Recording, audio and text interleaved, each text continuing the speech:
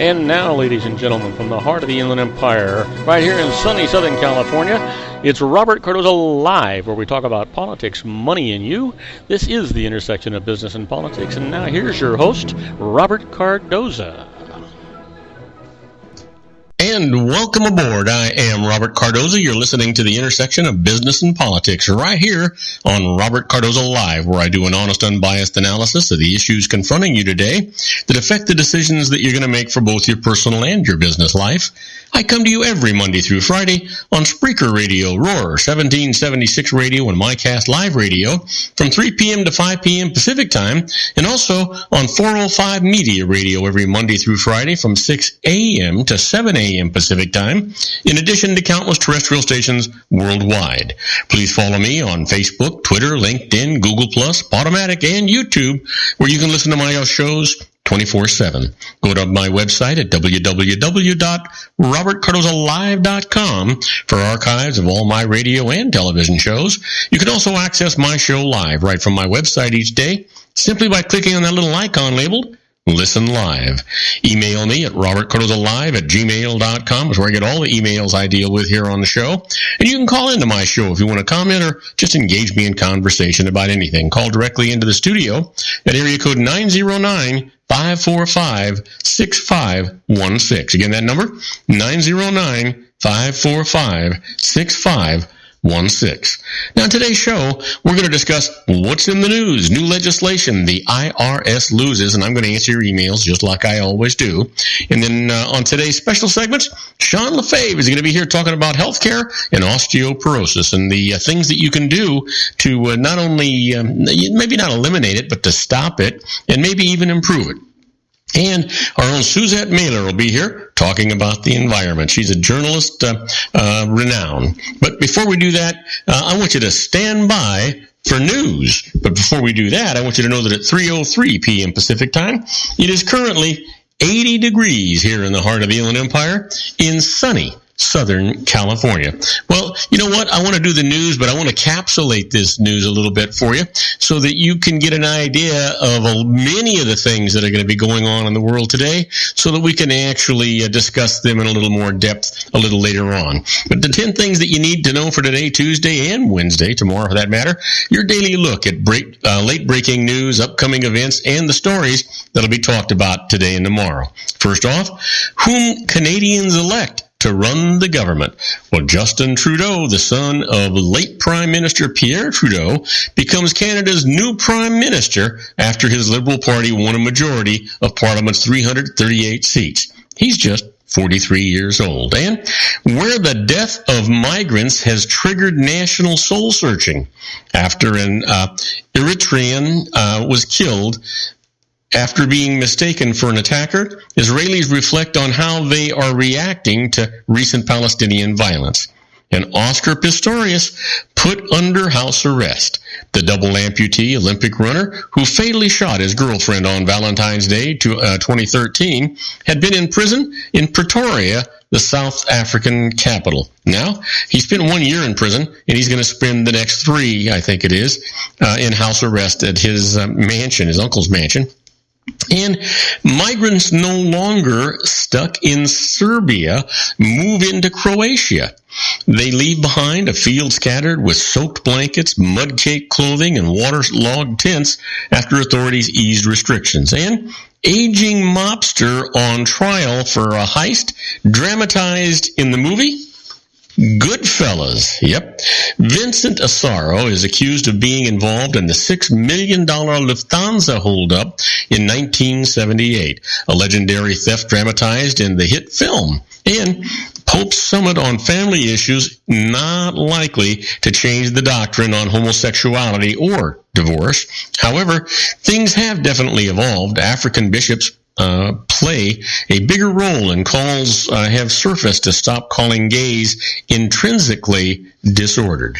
When states' cybersecurity suffered, the State Department was among the worst government agencies at protecting its computer networks, while Hillary Clinton was secretary from 2009 to 2013, the Associated Press finds. And Ohio delays executions until at least 2017.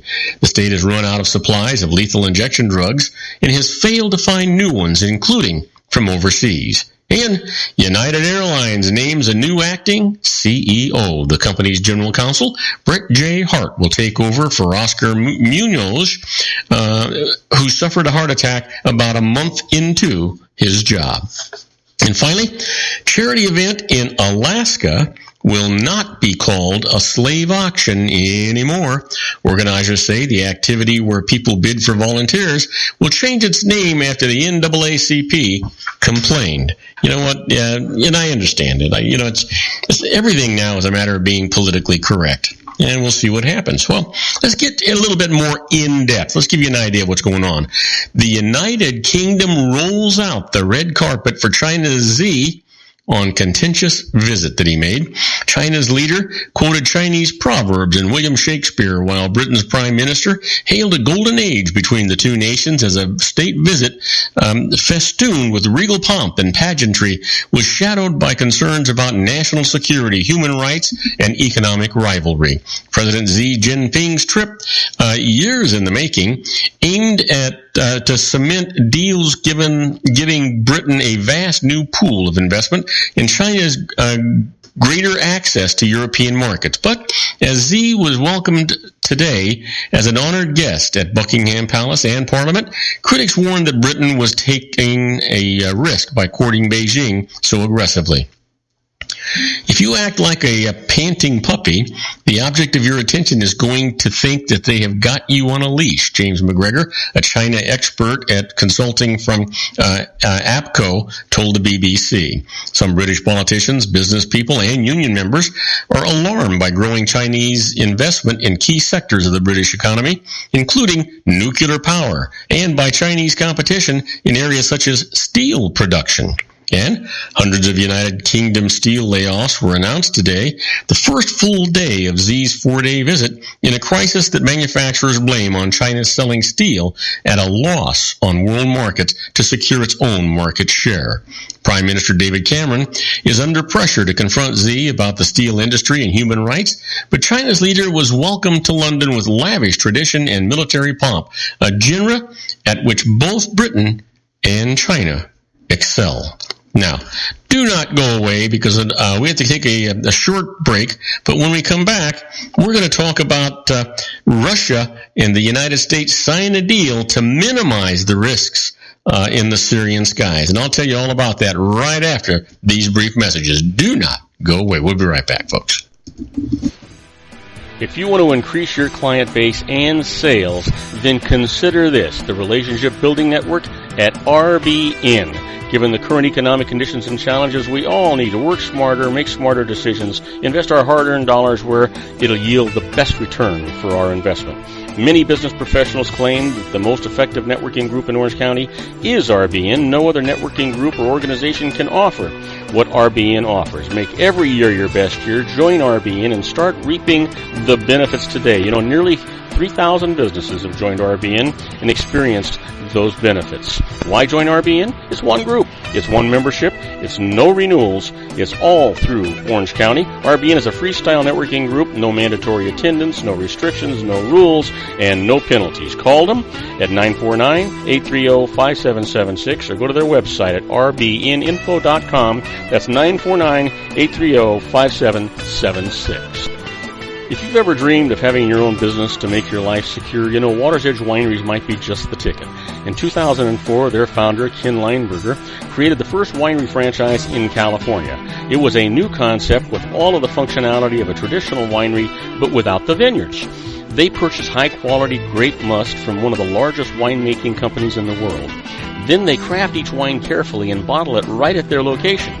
The winery was built to satisfy consumer demand for wine by the bottle and by the glass, but still kept the element of allowing customers to bottle their own custom vintage.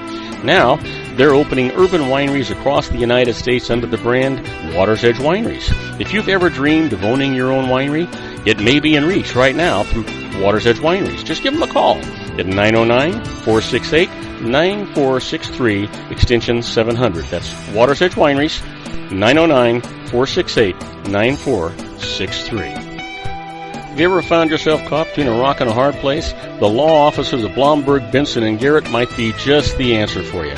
The attorneys of Blomberg, Benson, and Garrett have been serving the Inland Empire since 1989. They're dedicated to the aggressive litigation of civil, criminal, and real estate matters. Over the years, they have recovered tens of millions of dollars for their clients. The firm's practice specializes in litigation of personal injury, accident, slip and fall, real estate, and criminal law cases. The firm provides clients with the care, accuracy, and dedication of experienced attorneys. Blomberg, Benson, and Garrett is located at 10300 4th Street, Suite 150 in Rancho Cucamonga, California. They've been providing the Inland Empire residents with outstanding legal services for over 25 years. They look forward to providing you with aggressive legal representation. Call them at 909-945-5000, where you can talk to a person, not a machine. That's 909-945-5000, the law offices of Blomberg, Benson, and Garrett.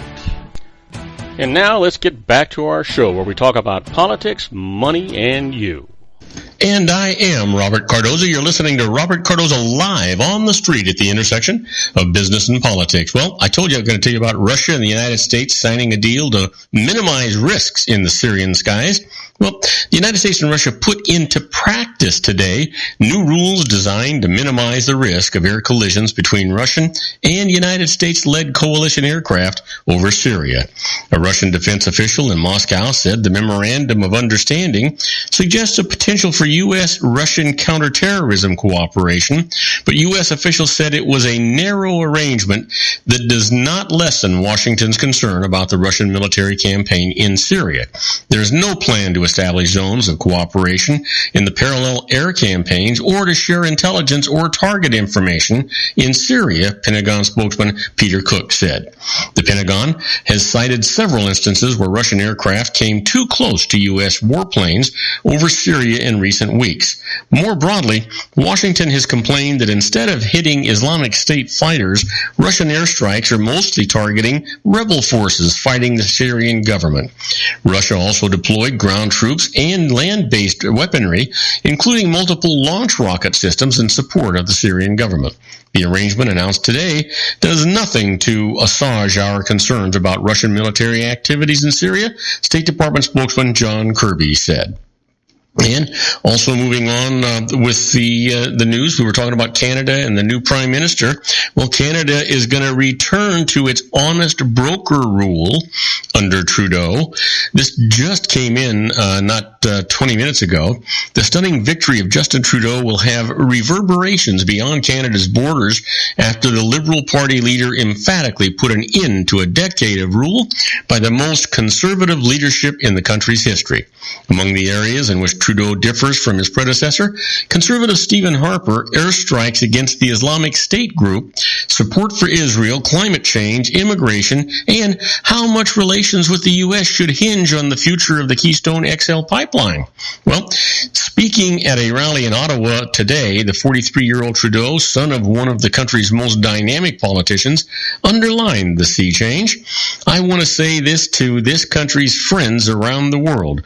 Many of you have worried that Canada has lost its compassionate and constructive voice in the world over the past 10 years. Well, I have a simple message for you on behalf of 35 million Canadians.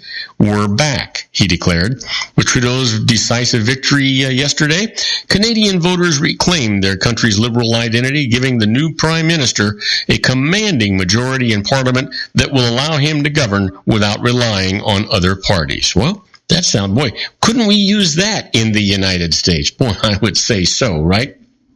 Just think about it. Wouldn't it be fantastic? Well, all about Ivanka, Trump's daughter, muse and deal maker. 6-year-old Ivanka Trump was furious she'd gotten a Barbie for Christmas while her two brothers got Legos and an erector set. She grabbed some super glue, locked the bathroom door, and built an unbreakable Lego model of Trump Tower. My father, in scolding me, was never so proud, she recounted years later. That headstrong little girl is now a trusted political advisor to her father and a willowy walking advertisement for her own line of jewelry, clothing, shoes, and more, as well as a power player in the Trump real estate empire. She's the rare executive vice president whose skills skill set includes an ability to walk the job on a construction site in stilettos. If you do so, she once warned, you better be able to walk without too much drama around it. Her father, by contrast, is the very definition of drama. In his presidential campaign, with his 3 marriages and in his brash approach to life, Ivanka Trump's speech is as measured as her father's is unrestrained. Her Instagram, Facebook, and Pinterest accounts project an curated image that is equal parts fashionista, doting mother, corporate deal maker, and cheerleader for her hashtagged cause at Women Who Work. Sometimes she achieves harmonic convergence. Well, good for you. She is one, not only is she a beautiful lady, she is one smart cookie. Yeah, she sure is. You got to give her credit for it. And Slovenia deploys troops to the border as migrant exodus swells. Led by riot police on horseback, thousands of weary migrants marched across Western Balkans borderlands as far as the eye could see today, as authorities cautiously lowered barriers and intensified efforts to cope with a human tide unseen in Europe since World War II. Leaders of Slovenia deployed military units to support police on their overwhelmed southern border with Croatia, which delivered more than 6,000 asylum seekers by train and bus to the frontier in bitterly disputed circumstances between the former Yugoslav rivals.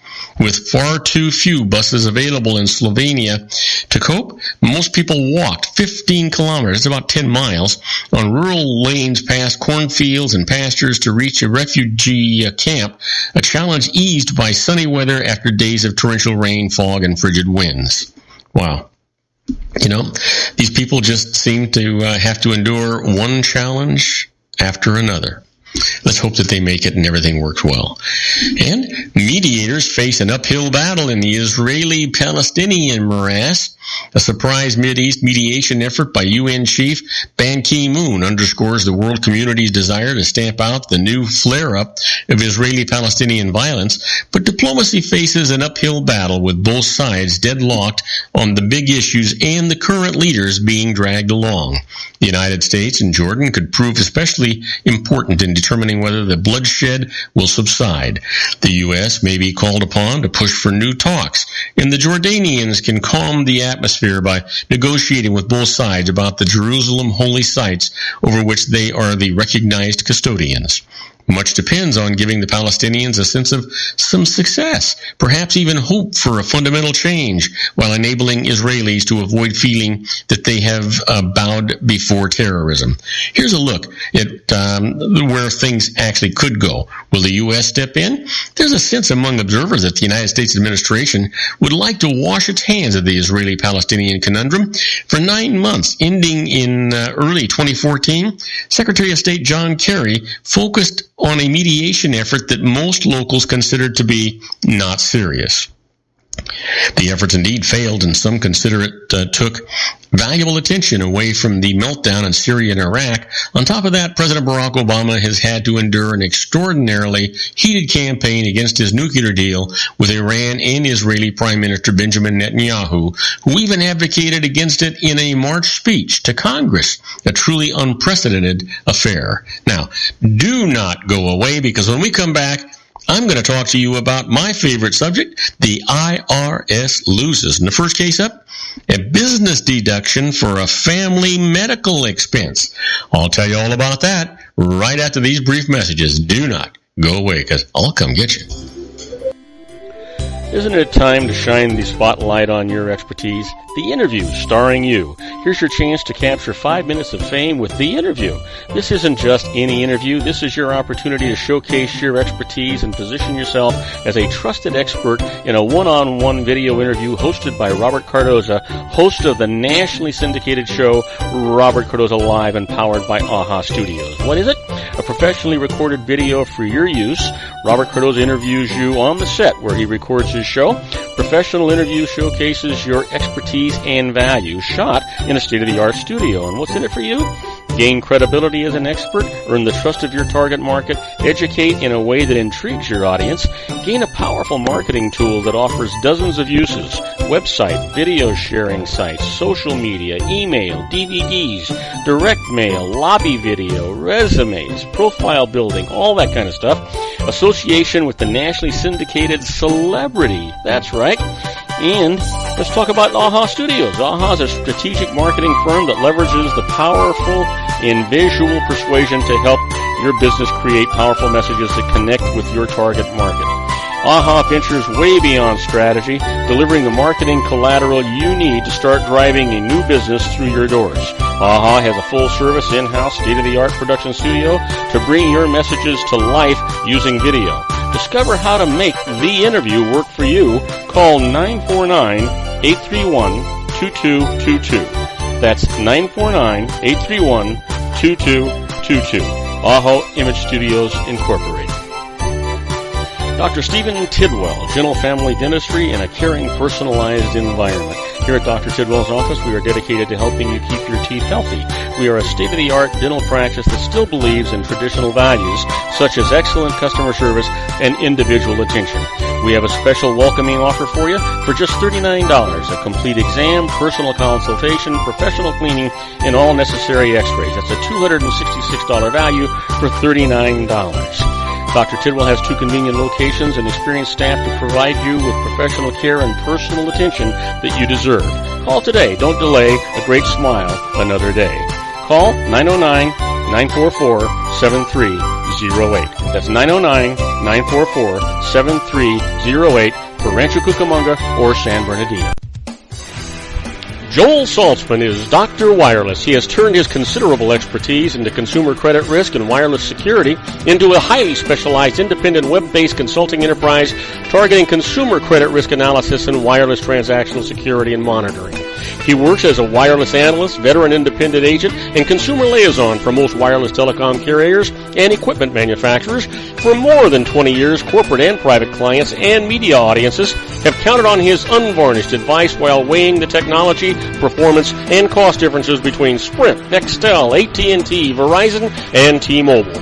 Joel specializes in setting up mobile wireless hotspots to be used for disaster preparedness, business continuity, and mobile wireless merchant processing solutions.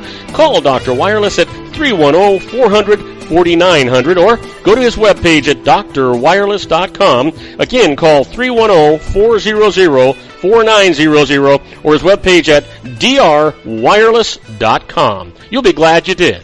And now, back to our show.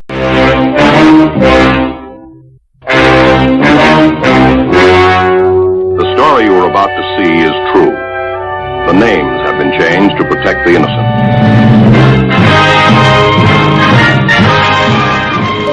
Oh yeah, here we are, my favorite part of the show, the IRS loses. Just sends chills up and down my spine, even though it's about 80 degrees outside here. But let's get right into it. It's the IRS loses. In the first case, business deduction for family medical expenses. You're going to love this, especially if you're self-employed. Ralph Fram was self-employed as the owner of a business with one employee, his wife. He had an adopted employee benefit plan providing medical insurance covering its employees and their families, including him as the spouse of an employee. The IRS objected. This is their objection. The business could deduct only the part of the premiums covering his wife's medical expenses and not his. So he went to court for some justice. This is what the judge said. Such medical coverage is a common business expense and is deductible by self-employeds the same way that it is by other businesses. And here's the point. Greater tax benefits, such as reduced self-employment tax, may result from a business expense deduction for medical insurance than from the normal deduction for the actual salary itself. So think about that on the medical expense. That's really it's a great way to do it. You just got to do it right. So always use your licensed professional to help you with it. And here's a case the IRS lost. Penalties are lifted on the misvaluation of stock. Here's the story. When Hotels.com, we've all heard of them, paid stock compensation to key employees, it put a high value on their shares for a large deduction, while the employees reported a lower value, reducing their taxable income. A court upheld the lower value, and the IRS imposed penalties on Hotels.com for overvaluing the stock and underpaying tax as a result. They went to court. This is what the judge said. The fact that there was a dispute with the employees over the valuation did not mean that the company's valuation was unreasonable. It had followed the advice of outside experts when it filed its return, and failure to file an amended return cannot support a negligence penalty. So the penalties are lifted. And just so you'll know, that negligence penalty is 25% of the tax owed. It's a big deal, guys. Big thing. Let me give you another one. The IRS loses. Tax collection actions after bankruptcy are void. Makes sense, right? Well, listen to this. A company went broke owing trust fund employment taxes and declared bankruptcy. Its owner declared personal bankruptcy. The IRS then sent her a Form 2751, that's proposed assessment of trust fund recovery penalty, which she actually signed, acknowledging that she owed the tax. Now, using this, the IRS started collection and levy actions against her. She protested, went to court. This is what the judge said. A declaration of bankruptcy automatically stays all IRS collection actions, and the fact that the IRS sent the form violated the stay. Moreover, the violation means that the form is void. The IRS can never act on it again, rather than merely voidable or suspended during the bankruptcy. Now, you have got to love that kind of stuff. You have just got to love it. The IRS constantly tries to get away with stuff they would never, ever let you get away with. Now, you've heard me talk about being a fly on the wall when the IRS is doing stuff. Well, that's what we're talking about right now when we talk about inside the IRS.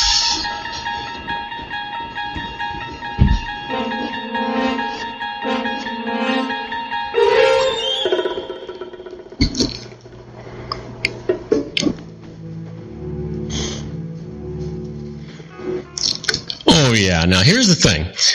The IRS, this is not really a tax court case. These are just decisions that the IRS has actually made over time, and they've set precedents with it. And you can use these precedents to help yourself in many, many instances, in many, many cases. Because the IRS, how are they going to defend? Hey, you did it over here. You can't change your mind now in the middle of the game, right?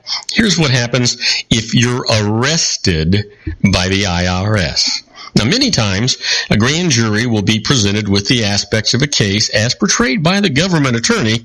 An indictment will be issued, and an arrest warrant will be executed. Now, the IRS special agent will show up at your home or place of business and inform you that you are under arrest. You'll then be handcuffed and transported to a federal district courthouse for processing, fingerprinting, and mugshot, and a bail hearing. The entire process takes about a day, and if you have no prior criminal convictions, bail will be set, and you'll probably be able to go home that night. In more complicated cases, you might have to stay overnight in jail until a bail package can be negotiated with the assistant U.S. attorney assigned to your case. But be careful. During the car ride to the courthouse, the special agents are going to encourage you to make incriminating statements. Be polite, but tell them that you don't want to talk to them until you have met with your attorney. Do not ever, ever, ever talk to anybody before you've talked to an attorney, especially at that federal level. Matter of fact, in any case, I don't care what you get stopped for. Anytime an attorney wants to talk to you, anytime you're going to be in a deposition, anytime you're going to be in court, always, regardless of the circumstances, do not do it without an attorney. That's just the way it has to be. Do not do it without an attorney. Now, do not go away, because when we come back, we're going to be talking to our own Sean LaFave in his Geared for Wellness corner, and we're talking about osteoporosis today. We're talking about what you can and can't do, and I'm especially going to listen to him because I happen to be the bearer of that disease. I guess you could call it a disease. He'll tell me a little bit later. But the truth is that it seems to be something that's manageable as long as you're you're prudent and you take care of yourself. We'll see what Sean has to say right after these brief messages. Do not go away. We'll be right back, folks. If you want to increase your client base and sales, then consider this, the Relationship Building Network at RBN. Given the current economic conditions and challenges, we all need to work smarter, make smarter decisions, invest our hard-earned dollars where it'll yield the best return for our investment.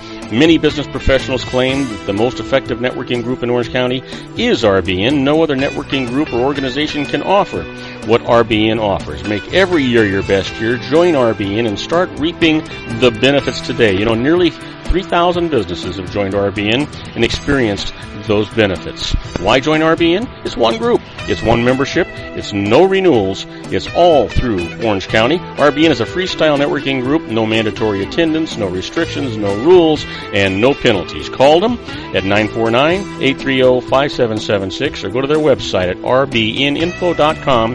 That's 949-830-5776.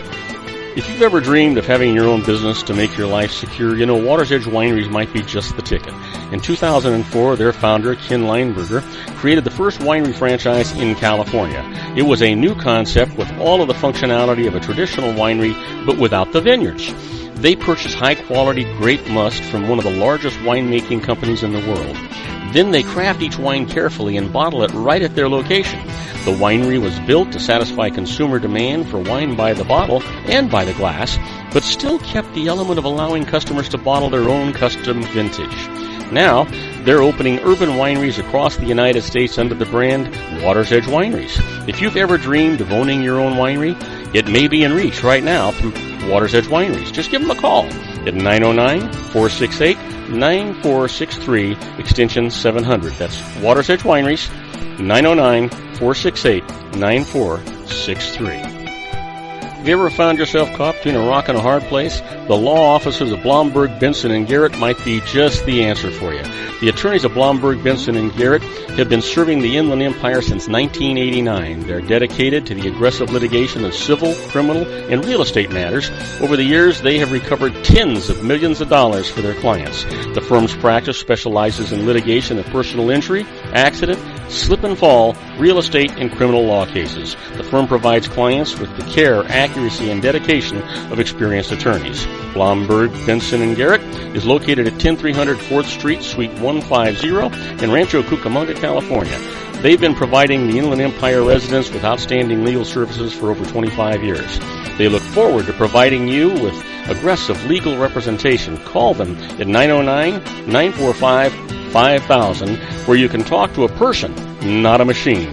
That's 909-945-5000, the law offices of Blomberg, Benson, and Garrett. And now let's get back to our show where we talk about politics, money, and you.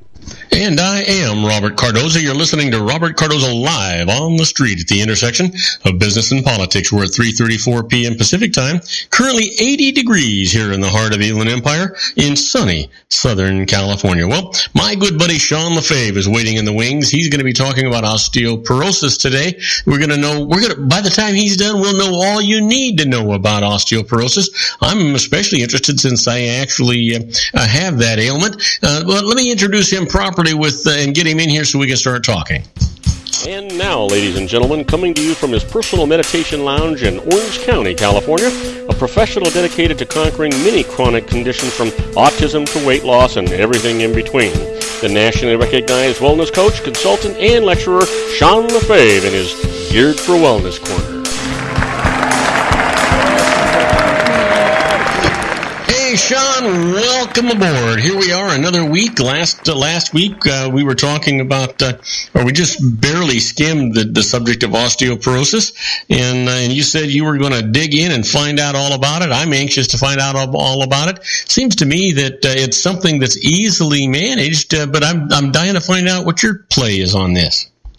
Yeah, actually, the cool part is it really is easily managed, and obviously when you get to the point where once you've got osteoporosis or osteopenia, you need to kind of try to get ahead of the curve a little bit and take some steps to reverse that and straighten those bones back up. But once you get there, it's much easier to keep the bones solid than it is to obviously repair them. So, nutritionally speaking and physically speaking, with exercise and those types of things, there's a lot of things that can be done.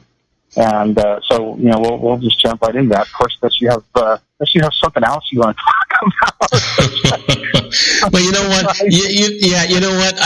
I'm because this is a subject that I want to learn more about. Normally, I'd be throwing you, curveballs about this time, and but I really want to learn from you. I want to learn from you twice a week. But basically, this is a subject that I'm really kind of interested in, since I'm involved in it. I was surprised to find out that I had early osteoporosis. Not early, I'm 70 years old, but basically I was a little surprised, taken back by it. It kind of bothered me a little bit, and then I found out, well, you know what?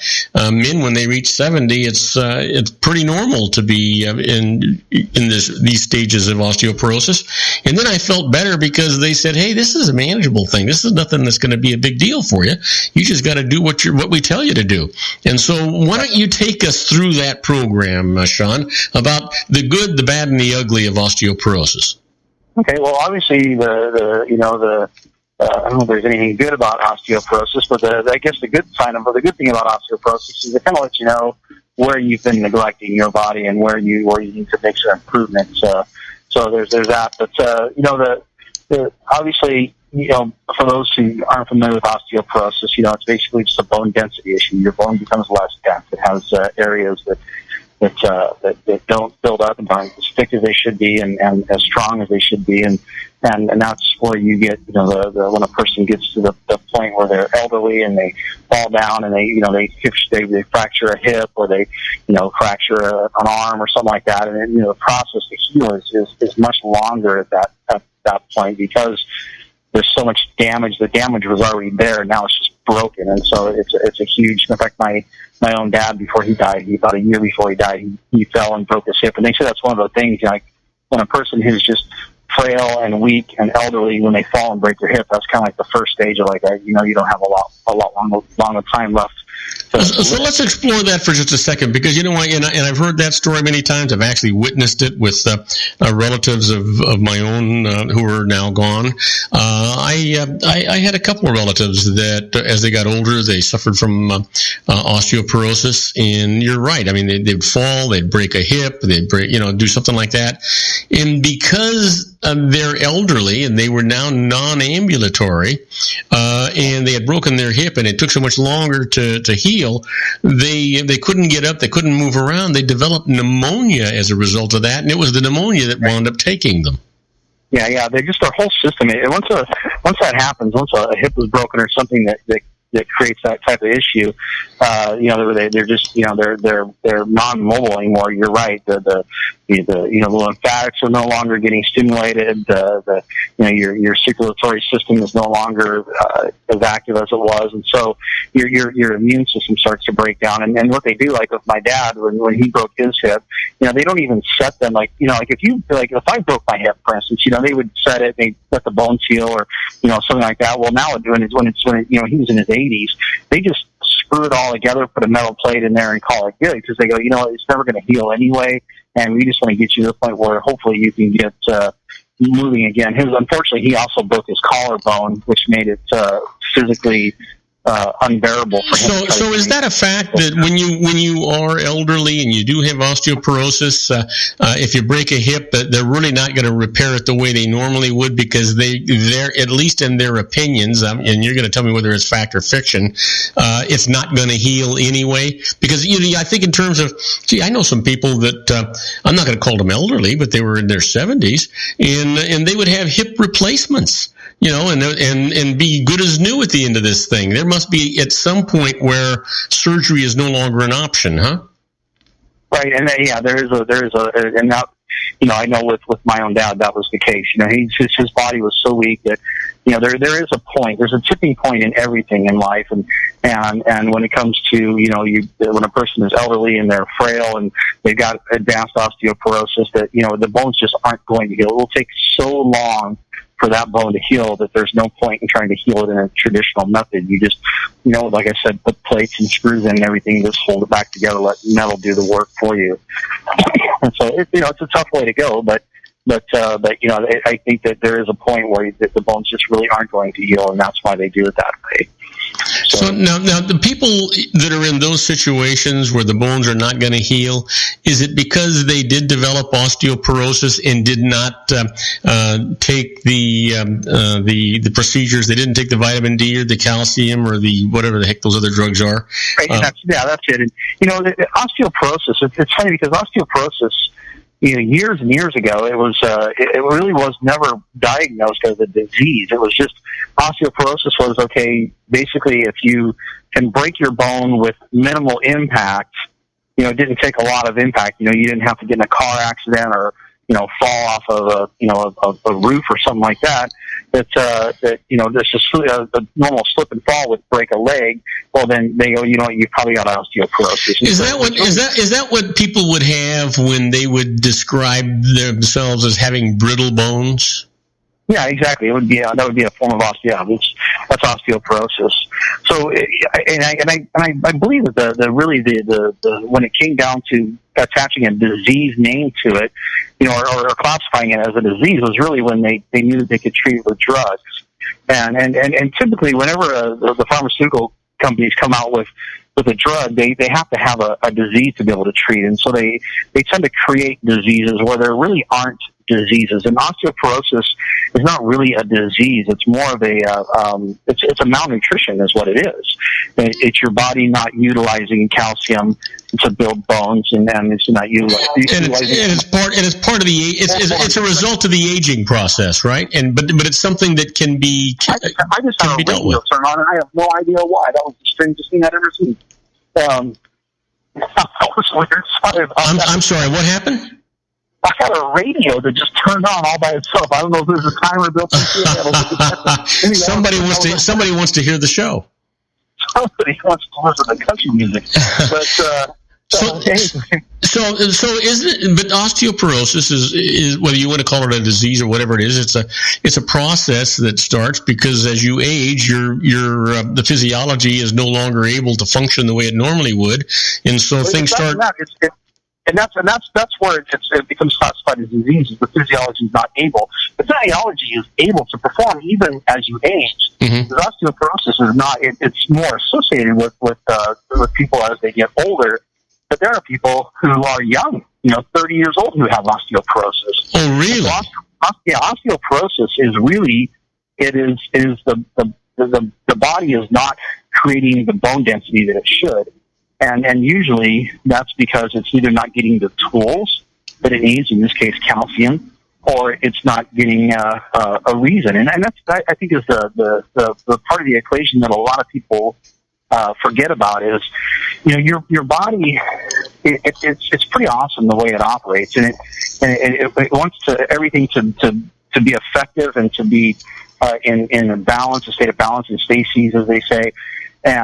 But you've got to give it a reason. Just taking calcium supplements and not being active isn't really going to help you create strong bones. You've got to give the bones a reason to strengthen. They will fortify themselves according to, like, if they're taking impact, from like running. Like I was talking about last week, a runner's femur bone is thicker than a swimmer's femur bone. So the swimmers out there, and they're actually, swimming is physically probably more demanding than running is. So what you're saying then is that a person who has osteoporosis can reverse all of that and can strengthen their bones back up, or the bone density back up, but they not only have to take supplements of calcium and vitamin D, I guess helps you absorb that calcium, but they also have to exercise to strengthen those bones up, because if you don't exercise, the bones have no reason to change the way they are.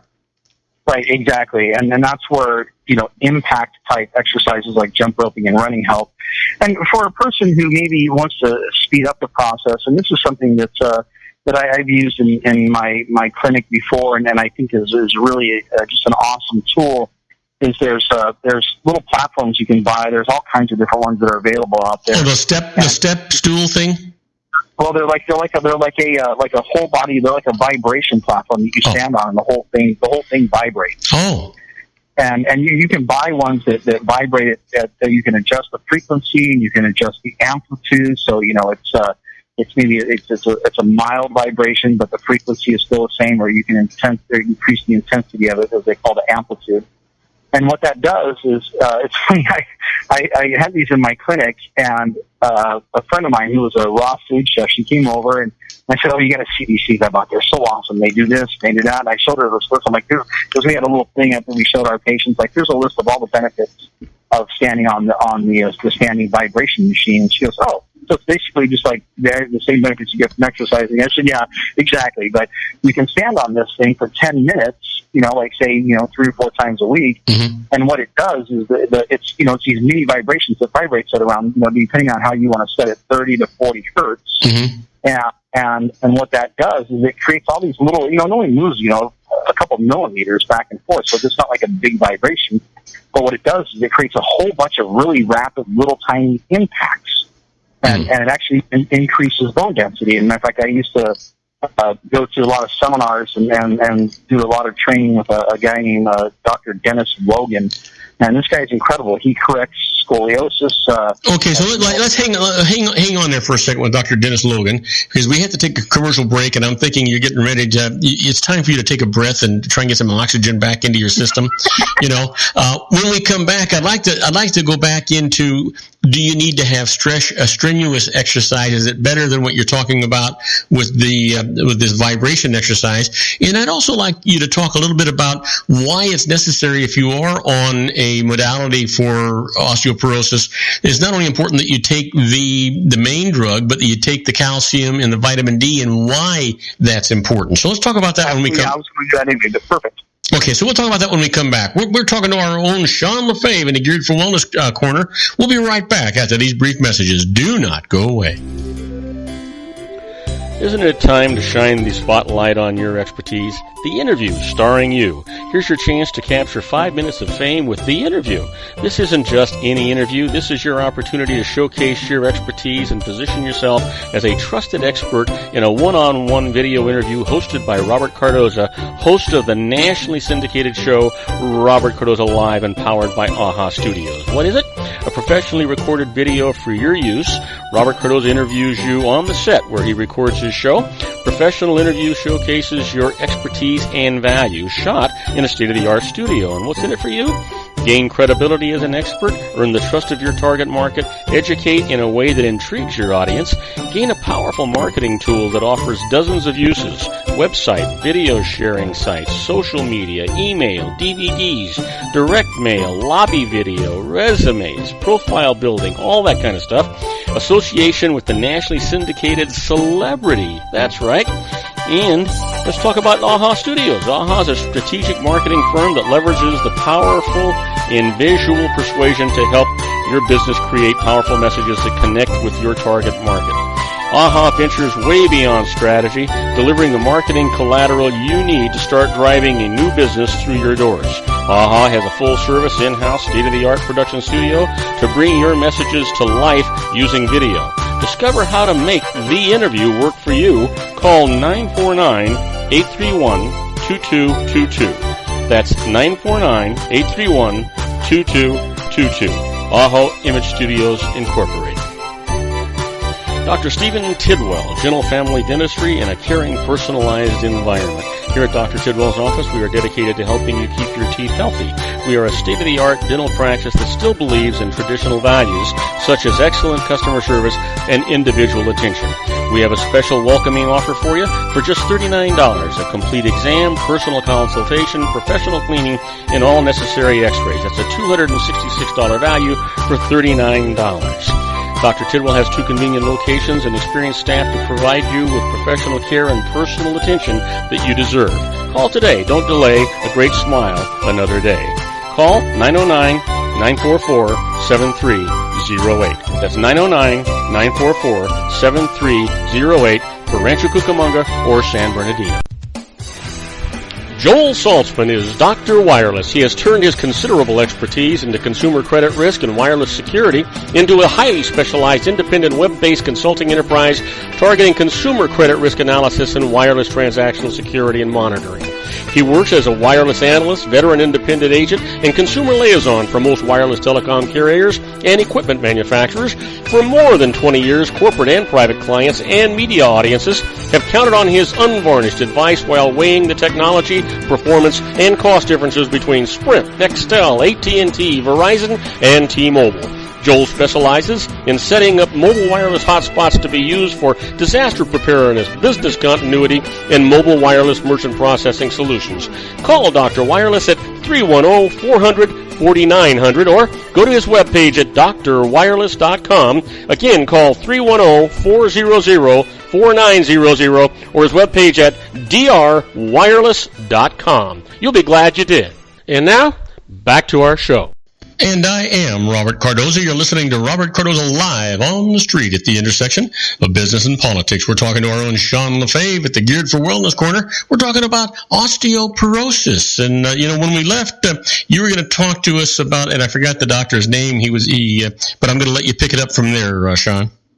Yeah, so it's Dr. Dennis Wogan. He's up in St. Cloud, Minnesota, and he's got this clinic that he does scoliosis correction, and people come from all over the world to visit his clinic, and he's the best in the world. And he does it without surgery, and it's absolutely amazing. But he uses this vibration therapy in what he does with scoliosis correction. But I went to one of his classes, and he had actually broken his foot, and it takes 6 weeks to heal a bone, and he x-rayed his foot, and he would put his foot on this vibrating stand every day. I think he did it twice a day, as a matter of fact. And because it stimulates bone growth so much, his foot was healed in like 2 weeks. Wow. So it doesn't have to be strenuous. No, it's not. That's the thing is, you literally just stand on this thing for 10 minutes while it's vibrating. And now you have to be careful when you do so. For those who get one, you want to make sure you have good posture, because what it does is it actually relaxes the soft tissues and everything else as it's increasing, and it actually increases muscle density too. These things are incredible. There's studies. I've been using these things for years, but I was looking at studies just to kind of give you some stats if you really wanted them. But rumor has it you've been sitting on that machine. Yeah, well, yeah. There are some who do. But you got to have good posture, because what it'll do is if you're slumped over and you're kind of hunched over while you're standing on it, it actually induces that type of posture more for long run. So as you stand on it with good posture, it actually helps solidify that good posture of yours. But anyway, so it helps. They've shown that over a period of time, that it not only increases bone density, but it makes the bones more they're stronger bones as well, not just denser but stronger, and it also increases muscle density and soft tissue recovery and those types of things, the supportive tissue around the bone. And that's the thing with the you were talking about taking the medication as well as the supplements. I am personally not a fan of the medications that they give for osteoporosis, for the simple fact that what they do is you have osteoblasts, and an osteoblast is a cell that creates new bone structures. It's a cell that creates a little matrix that goes into the bone, and it sets it onto the bone, and it hardens onto the bone. It's a crazy process. And then you have osteoclasts, which actually tear down the bone structure. It removes the old bone cells. It gets rid of them. And the osteoporosis meds, what they do is they prevent that from happening. They prevent those osteoclasts from taking away old bone mineral, old bone material. And so what you've done now is you've created a bone that does have more density, but it's made up of an older, more brittle bone. And so what it does is it loses its flexibility. And the best analogy that I could come up with is if you went up to a tree that was dead and you grabbed a branch on it and pulled, it would just snap off, because it's just rigid. It doesn't bend. Or if you go to a tree that's alive and it's got green wood and it's a lot of leaves, and you grab a branch, that branch will flex and bend, and it's really hard to break that branch because it's strong enough to bend, as they say. And so what happens with these osteoporosis meds is, yes, you do get denser bones, but you also get more brittle bones, and they actually can lead to more bone fractures. And so it's really a double-edged sword. It's really not in the big picture preventing what you want to prevent. Matter of fact, okay, then from a holistic point of view, you're now in opposition to what the medical science has said to do, and you have another modality that you think is more appropriate for osteoporosis. And what is that? Just what you've just. What I would do is I would get on a protocol of course, you want to take a good calcium. You want to take the calcium you want is a calcium malate or malate citrate. It's called, or citrate malate. However, some people put those two words around because there's several different forms of calcium, but a calcium citrate malate is the one that tends to be the most bioavailable. It's the one that your body absorbs. It's the one that your body most effectively uses as a building material. So you want to get the right kind of calcium. But you also need things like vitamin D, and like I talked about last week, there needs to be vitamin D3, and that's D like David. Now you're taking the calcium. Why do you need the vitamin D3? Vitamin D3 is, first of all, most people are deficient in vitamin D3 to start with, but the vitamin D3 helps transport the calcium into the bones, and so you want to they work synergistically together. So vitamin D3 is like a vehicle that lets that calcium get into the bones. Right, exactly. Yeah, it's like there's a lot of nutritional, there's a lot of vitamins out there that work in conjunction with other vitamins. And when you're deficient in one, the other one won't work. There are people out there, like I talked about, you can give someone calcium all day long and their bones just won't get denser, or they'll still have a calcium deficiency. One, because they don't have, their body hasn't been stimulated enough to build new bones. And also their body, the calcium that they got isn't bioavailable. It doesn't have the other nutrients that it needs to push it along into the system to make it bioavailable so that the body can use it to construct new bones. Okay, so let's ask another question, because this would be the proper time to ask that. Then it must obviously make a difference between whether you're using a synthetic vitamin or a natural vitamin. I'm guessing you're going to let me know what the difference between those two are. Oh, well, yeah, almost. The only case that I can really think of where synthetic is just about as good as natural is vitamin C. The synthetic vitamin C they make tends to work pretty well as an antioxidant, but in almost every other case, a natural is always the best. Obviously, you can get it from a food source, from eating things like green leafy vegetables, eating sardines with the bones in it, salmon, those types of things. Milk is not really a good, so we talked about that last week. Milk is just not a good source of calcium. But if you can get it from a whole food, that's the best way. Obviously, if you're going to buy it in a supplement, make sure it came from a whole food source. Before it was put in that pill, you don't want to use a calcium that comes from oyster shells. You don't want to use calcium citrate. You want to use calcium, like I said, not citrate. Citrate and malate is the one you want. You don't want to use calcium lactate, for instance. Mm-hmm. So you use a good quality. Make sure it comes from the right source. And if it says calcium citrate malate, or sometimes it'll say calcium malate citrate, either way, as long as it has those two in there, then you've got a good source. And so those are usually natural sources. Those are the best. So let me ask you this, because it's kind of off the subject, but it's a short question, and that is that would you recommend for someone who's going to take supplements, regardless of what those supplements are, that they purchase them in a health food store as opposed to a drugstore? Actually, I would recommend that they purchase them from a physician, someone like a nutritionist, or someone who, and I'm not, medical doctors don't tend to delve into nutrition a lot, so I even would stay away from medical doctors for that. There are some who I know medical doctors who do nutrition. They're very good at it, but I would make sure whoever you're getting it from, that it's something that's only available through a physician's office. Some of the stuff you can get through health food stores like Whole Foods, it can be good. I would always stay away from anything that would come from a grocery store or a drugstore or Costco or Walmart or Target or anything, because those have been absolutely proven to be worthless, to be honest with you. I've actually seen x-rays of people who can take, like either Centrum or 1-a-day type vitamins like those, and you X-ray them in their abdominal area, and you can see the pill still whole, intact in their intestinal tract. And so a lot of this stuff you can't even break it down at all. You just poop it out, and so you get nothing from it. But even the ones that are made from that you buy in a grocery store or at a Walmart or something like that, or a drugstore, the quality is so low you get almost no benefit from it. So always try to go with something that is only available through a physician. That's when you know you're getting a high quality product. So if there is such a large disparity in the efficacy of supplements like this, it would seem to me it would be in the general public's best interest to not let the mass merchandisers even have access to this stuff. Yeah, I agree with you, but it's a free market system. It's not FDA regulated, which we in this industry like the fact that it's not FDA regulated.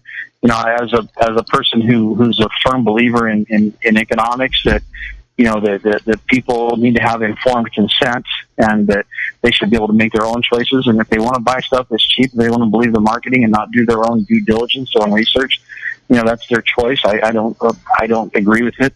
But yeah, it'd be nice if we could. But once you tell a certain segment of the population you can't do this, now it becomes regulated by the government, and then you've got all kinds of other issues. Well, yeah, but isn't the premise of the FDA the fact that the FDA only governs those things that you put in your body that have a physiological effect on your body, and if it doesn't, they don't bother with it, and so they're not bothering with vitamin supplements? Is it because the FDA doesn't agree that supplements do you any good at all? It's not that they don't agree to that. In order for you to market something as a nutritional supplement, it has to either be something that your body can produce on its own, like glutathione, for instance, or it can be something that you get from a food source, whether it's an animal or plant-based source, like vitamin B12 or whatever else. All the vitamin Ds pretty much. So if it's something you can either find in your a natural diet, or if it's something that your body will naturally produce, then it can be sold as a nutritional supplement, and it's really more like a food at that point. So now you're regulating, the FDA, in my opinion, should regulate food more than they do. You can buy apples that are almost void of nutrition nowadays because they're so modified, they're so genetically modified that all the pesticides, and they're grown so fast that they're worthless. They taste good and they look pretty, but nutritionally speaking, they're empty. So let me ask you. So let me ask you this. Now, for somebody who's taking a large dose of the vitamin D, because you said most people are deficient in vitamin D or D3, and you said that one of the places they can get that is outside by getting to the sun. Your skin photosynthesizes the sun and turns it into vitamin D3. Can you get an overdose of if you're taking vitamin D3 and then you go out in the sun too? Can you get overdosed in vitamin D3? I would imagine you can overdose on almost anything, but I have never heard of anyone overdosing on vitamin 3. I'm sure there probably has been someone who has, but it's really, really hard to do. Matter of fact, I've seen, I've had patients or clients that have been on a vitamin. They've been going outside in the sun, getting sun. They've been on a vitamin D supplement, and they're still deficient in vitamin D. And that boils down to, you've also got to make sure that you've got, vitamin K and vitamin A along with it to help transport it into the body. Okay, so that's it. We can't go through the alphabet because we are now out of time. What I want to know about is what you're going to talk to me about on Thursday.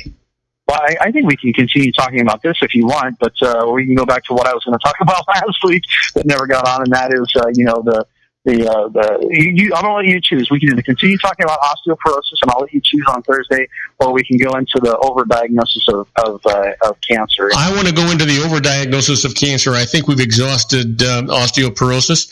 We've been talking to our own Sean Lefebvre and his Geared for Wellness Corner. Sean, fantastic. Thank you so much for all the research you did. You're my go-to guy when it comes to this kind of stuff. There's no one I trust like I trust you. Well, thanks, Ralph. I appreciate that. And it's always fun being on your show. I have such a great time. Okay, buddy. So you have a great couple of days, and we'll talk to you on Thursday. All right, thanks, Robert. Talk to you soon. All right. Now, don't go away. When we come back, we're going to be with our own Suzette Mailer, and I think she's going to be talking about the environment. I'm not really sure. We'll see when she gets back in here what surprises she has in store for us. Don't go away. We'll be right back. If you want to increase your client base and sales, then consider this, the Relationship Building Network at RBN. Given the current economic conditions and challenges, we all need to work smarter, make smarter decisions, invest our hard-earned dollars where it'll yield the best return for our investment.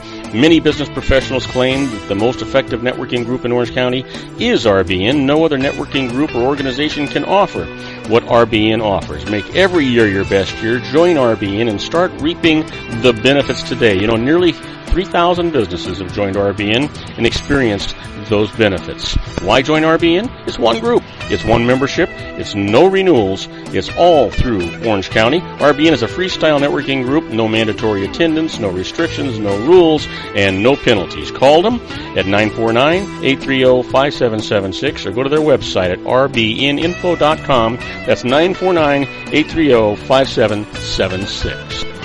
If you've ever dreamed of having your own business to make your life secure, Water's Edge Wineries might be just the ticket. In 2004, their founder, Ken Lineberger, created the first winery franchise in California.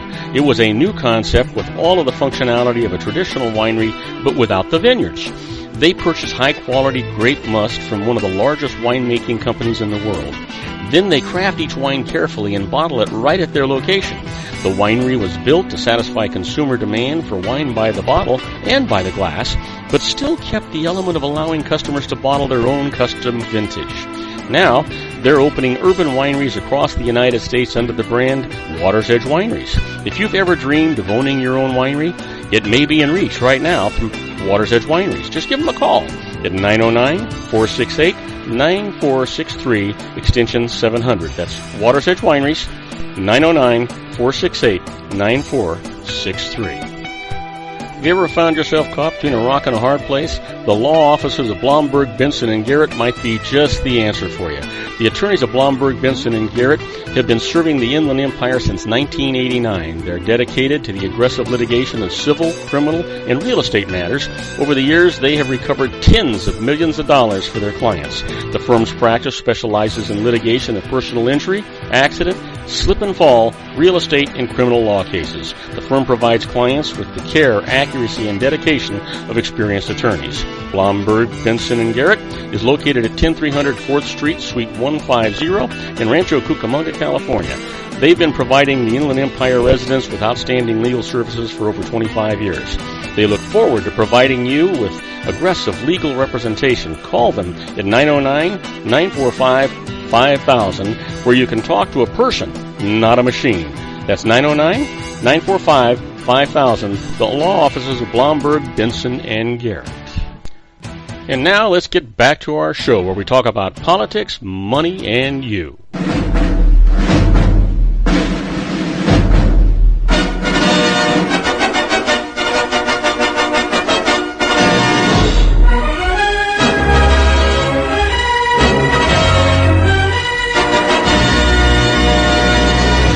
And I am Robert Cardoza. You're listening to Robert Cardoza Live on the Street at the intersection of business and politics. We're at 4:08 p.m. Pacific Time. Currently 80 degrees here in the heart of the Inland Empire in sunny Southern California. Well, she's waiting in the wings. My favorite gal, Suzette Mailer's here. And Suzette, welcome aboard. Good to have you here on a nice sunny Tuesday afternoon.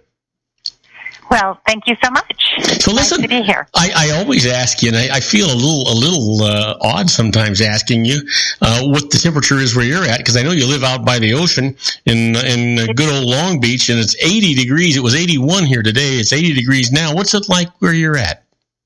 Well, the temperature is pleasant. It's perfect. I have no idea what the numbers are, but it's very nice. And just a little hazy out. I don't know. What do you think that haze is from? Is that from fires? Well, you know what? I don't know. It could very well be. One of the things I was going to ask you is, because you live in such a beautiful area, do you generally leave your doors and windows kind of open to take advantage of that beautiful fresh air, the ocean breeze and stuff? Now, Robert, if I admit that on the air, I might get robbed. I'm not going to tell them where you live. The yes. So, listen, what do we have on the agenda for today, Suzette? Well, this is really interesting. I pose the question, can fossil-based plastics be completely substituted by bio-based plastics? Okay, so now before we can actually answer a question like that, we need to know the difference between the two. That's right, we do. So, and my answer in all my research is as follows. Understanding the world of bioplastics versus fossil-based plastics is a labyrinth of pros and cons that ultimately leads to this conclusion. And yes, I did read that. Humans cannot continue to use plastics without an end-of-use plan. And generally speaking, we don't have one. And Tom Zasky is a founder and CEO of TerraCycle, which is they create sustainable plastic. And he said we cannot continue to indulge ourselves in plastic. And then another... but that doesn't explain to me the difference between a fossil-based plastic and okay. Well, it really, of course, fossil... Okay, so let me... I'm guessing a fossil-based plastic is a petrochemical made from oil, right? Like plastic bags and plastic cups and things like that. Exactly. And then, but with the bioplastic, what is that? Bioplastic materials are made from corn, sugarcane, algae. Ah, so it'll break down.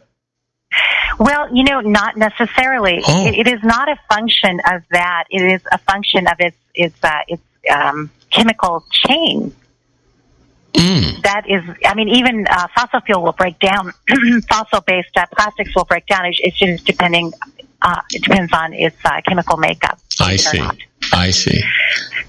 But one could, and maybe over a lesser amount of time, and the other never will. Would that be the case? Yeah, it depends. It can take 400 to 1,000 years for one, and in other cases, you need a industrial format to break down these. And we need a place to dump it other than the ocean. We do. We do. This conversation here is about reducing the need to reduce plastic and the need to create a closed system where we take the same plastic and we recycle over and again so that we do not have to introduce more plastic, because, there are pros and cons to even the bioplastics. So instead of discarding it, reforming it into something else that's useful that continues to be used after the original use.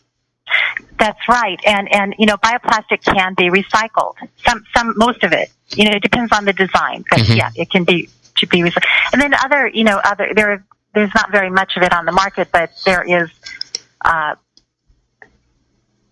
compostable plastics where you can compost it in your backyard, for instance. But generally speaking, that is not as accessible in products as the other kinds. Well, the problem with that is I don't plan on keeping this house for the next 1,000 years. No? No, and by the time I compost that plastic, I'm going to be a dead man. So it's not your problem. Is that what you're saying? No, it is my problem, because I'd be leaving it here for my kids and my grandkids and for posterity. I like the idea of recycling it and reconstituting it into a useful product rather than discarding it and ruining the world.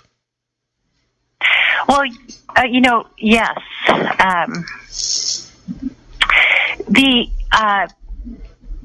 I hear you on that, and I think we're a long way from getting to that place. And right now, the United States and the world relies heavily on landfills. And the nature of landfills is that will never break down because they don't want chemicals to leach into the water table. So our landfills it's there for thousands of years. That's what it's designed to do. Yeah.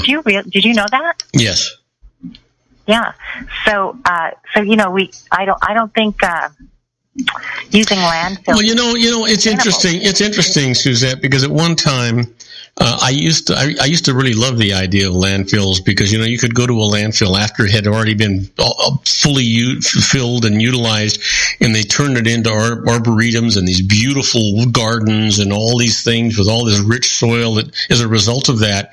But today, with all the plastics and other things that you're putting in there that don't break down, they're probably not able to do that any longer, are they? Yeah, I agree with you. Yeah, I quite agree. So,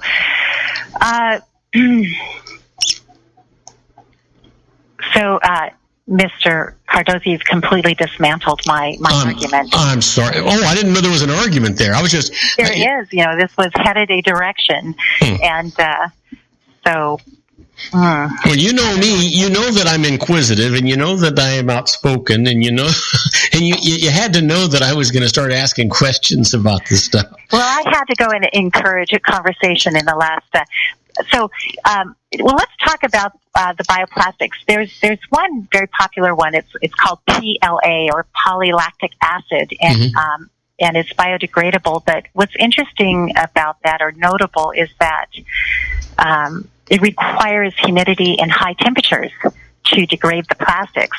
So a cup or a bag will only biodegrade with certainty in an industrial composting facility. So that's the word I was trying to find there. An industrial composting facility would be necessary, and the problem is we don't have enough in the world to compost bioplastics. So we're really not ready to introduce bioplastics into our society because we don't have an end-of-use plan. Our industrial composting facilities are far and few between. So we sort of need to stay with what we currently have. Well, so let's talk about that for just a second, Suzette. We've got let's see here. We've got 2 minutes before we have to take a commercial break. It seems to me that, and you and I have talked about this many times over, about the horrendous effect that plastics are having not only on our oceans but on our environment and the earth. If paper is biodegradable, why don't we just go back to the paper milk cartons and using paper for these things as opposed to using plastic? If plastic is so horrendous for our environment, what's wrong with this? This is not an advancement. Oh, you know what, Robert? I'm curious. I mean, in your day when you had plastic milk cartons, we had paper. We had paper. Or waxed papered cartons. Yeah. Or waxed cartons. Yeah. How did you keep it from melting? I know that milk was on the refrigerator. It really never melted. I mean, and here's the thing. In my day, we had milkmen who actually were in trucks and stuff like that, and they would deliver not just milk. Glass. They would deliver in paper cartons. And they would deliver the paper cartons of milk, and they'd deliver eggs and all kinds of bread and all kinds of things, and it never got hot enough to melt it. It seemed to me, I mean, that stuff, even right now, it's 80 degrees outside. Even when it was 100 degrees outside, it really wouldn't melt a milk carton. And most of the time, when you were getting those kind of deliveries and things, you knew that it was being delivered generally in the morning. It wasn't an afternoon kind of thing, and you knew to pick it up. The other thing is how much of this is actually being produced by delivery and how much of this is being produced because you go to the grocery store and pick it up. It's only got to make the trip from the grocery store to your home. Right. I agree. I want to do a show on how things used to be done. Oh, that would be interesting. Let's continue that thought because we've got to take a commercial break, Suzette. But I think that would be a fantastic show. We're talking to our own Suzette Mailer. We're talking about biodegradable plastics and non-biodegradable plastics. And we'll continue this conversation right after these brief messages. Do not go away. We'll be right back. Isn't it time to shine the spotlight on your expertise? The Interview, starring you. Here's your chance to capture 5 minutes of fame with The Interview. This isn't just any interview. This is your opportunity to showcase your expertise and position yourself as a trusted expert in a one-on-one video interview hosted by Robert Cardoza, host of the nationally syndicated show Robert Cardoza Live and powered by AHA Studios. What is it? A professionally recorded video for your use. Robert Cardoza interviews you on the set where he records his show. Professional interview showcases your expertise and value, shot in a state-of-the-art studio. And what's in it for you? Gain credibility as an expert, earn the trust of your target market, educate in a way that intrigues your audience, gain a powerful marketing tool that offers dozens of uses, website, video sharing sites, social media, email, DVDs, direct mail, lobby video, resumes, profile building, all that kind of stuff. Association with the nationally syndicated celebrity. That's right. And let's talk about AHA Studios. AHA is a strategic marketing firm that leverages the powerful and visual persuasion to help your business create powerful messages that connect with your target market. AHA ventures way beyond strategy, delivering the marketing collateral you need to start driving a new business through your doors. AHA has a full-service, in-house, state-of-the-art production studio to bring your messages to life using video. Discover how to make The Interview work for you. Call 949-831-2222. That's 949-831-2222. AHA Image Studios Incorporated. Dr. Stephen Tidwell, Gentle Family Dentistry in a caring, personalized environment. Here at Dr. Tidwell's office, we are dedicated to helping you keep your teeth healthy. We are a state-of-the-art dental practice that still believes in traditional values, such as excellent customer service and individual attention. We have a special welcoming offer for you for just $39, a complete exam, personal consultation, professional cleaning, and all necessary x-rays. That's a $266 value for $39. Dr. Tidwell has 2 convenient locations and experienced staff to provide you with professional care and personal attention that you deserve. Call today. Don't delay. A great smile another day. Call 909-944-7308. That's 909-944-7308 for Rancho Cucamonga or San Bernardino.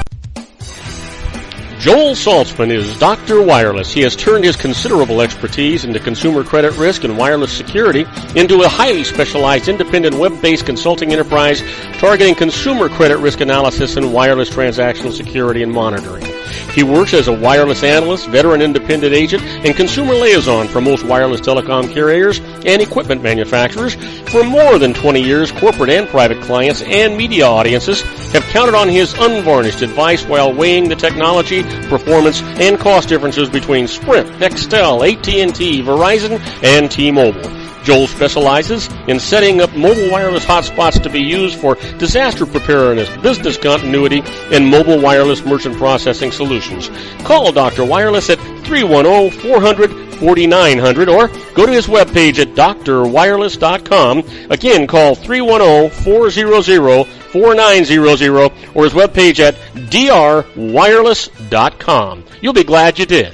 And now, back to our show. And I am Robert Cardoza. You're listening to Robert Cardoza Live on the street at the intersection of business and politics. We're talking to our own Suzette Mailer. We're talking about biodegradable plastics right now. And before we went on our break, you actually brought up a subject that you'd love to talk about next week, and I'd love to talk to you about it. The unfortunate thing is when you bring up subjects like this, it's because you think I am older than dirt and I have a personal memory of this stuff. But I would love to talk about how it used to be.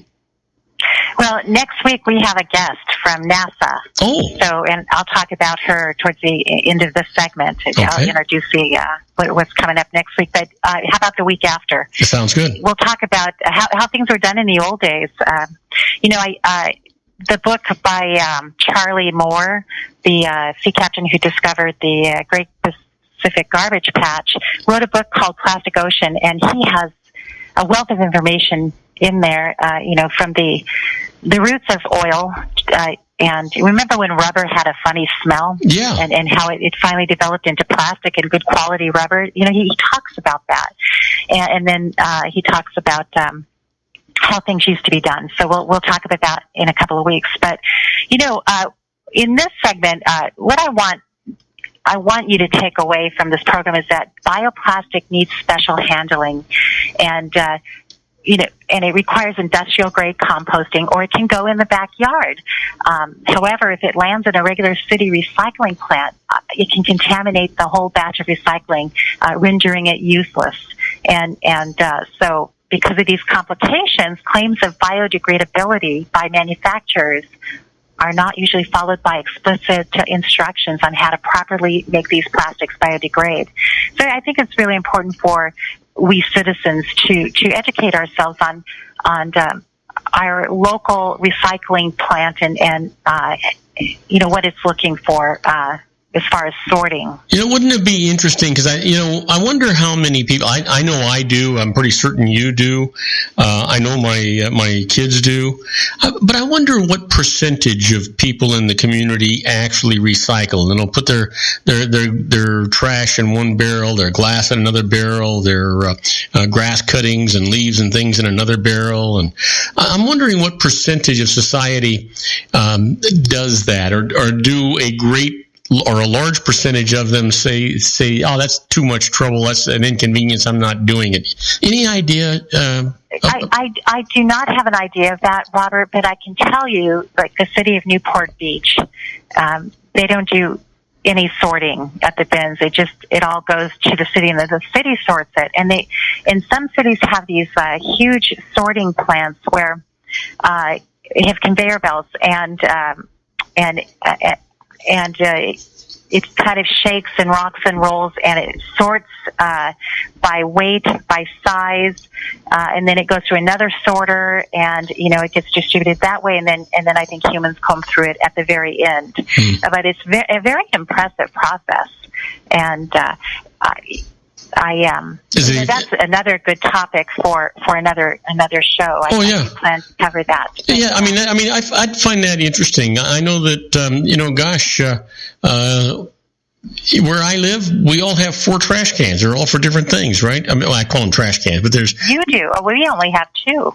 Oh, really? We have our dirty trash, and then we have our recycle bin, and we just throw everything in there, and then the city sorts it. But again, they've got these huge conveyor belts that, and we're talking, maybe 10 feet wide, and trash is dumped and sorted through there. So, but we had, the earth just really isn't ready for all this plastic.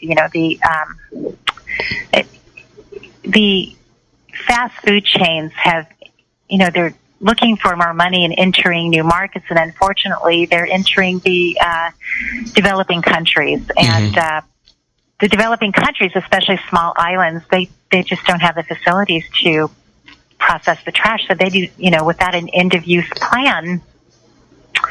So what happens when you it's interesting you'd say that, because that's really an interesting subject. You have all of these chains that are developing or actually growing and developing their companies overseas and in small countries, big countries, all over the place. And what they're taking with them is the same issue, the same problems, and that is that they're going to have a proliferation of this non-biodegradable byproduct that they put their products into, because it's cheap and it's easy for them to use and it accommodates them, but it's hurting the environment. Well, they do not go into these situations with an end-of-use plan in many instances. And an end-of-use plan is key to solving our problem. Even in America, we really don't have a good end-of-use plan for single-use plastics. And so it's definitely not sustainable. But the good news is there are people trying to solve this problem.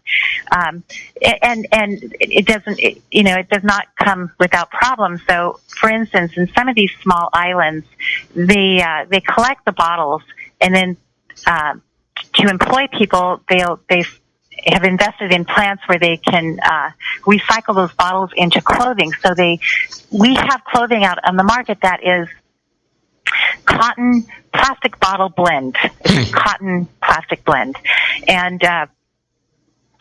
but the problem, and that's great, it employs people. They found a use for that trash, but the problem is, what they've discovered is, every time you wash your clothes, pieces of about 19 to 2,000 micro pieces of plastic break off, and it goes down the washing machine drain, and our sewer plants are not equipped to capture it, so guess where it goes? Yep. It goes into the ocean, and so they're seeing it in fish. I mean, can you imagine all the cheap T-shirts that we own and we wash? Every time you wash them, they estimate about 2,000 micro pieces of plastic enter the ocean. And then that fish winds up eating it, and then we wind up eating the fish, and we wind up ultimately getting that plastic in our own bodies. Right. Yeah. So, hey, I'm going to switch subjects. Did you hear about the whale that was entangled in plastic in netting? Off of Palos Verdes. Yeah, wasn't that you that told me about that? No, this is the third time in 2 months. Oh, I mean, it's just recent? News. Just recent? Yes. Oh, no, I did not hear about it. So, and they haven't been able to find it. And so I saw pictures of it. I saw it was blue netting.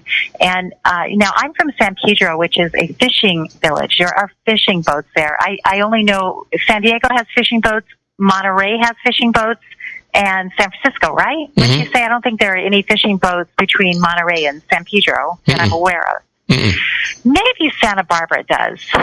Okay, so we're about 200 miles away from each other and a piece. And so I decided to drive down to the docks and go look at the piles of fishing net along the docks. And I found only one operator with the same blue netting, and the boats were not there.